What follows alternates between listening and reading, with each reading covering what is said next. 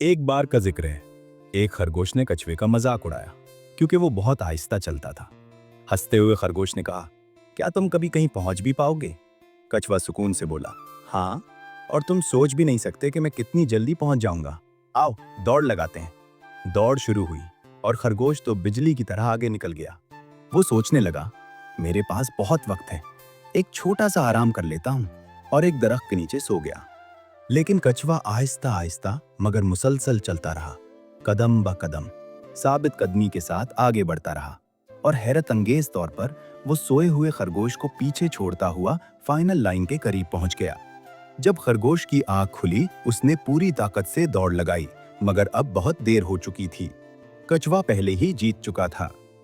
ये कहानी हमें यही सिखाती है कि जिंदगी में कामयाबी का राज रफ्तार में नहीं, बल्कि मेहनत, सब्र और लगन में है। याद रखो, आहिस्ता और मुस्तकिल चलने वाला ही कामयाब होता है। ये थी दुनिया की मशहूर मोटिवेशनल कहानी खरगोश और कछुआ। अगर आपको ये कहानी पसंद आई तो हमारे चैनल को सब्सक्राइब करें। हसनो स्पीक।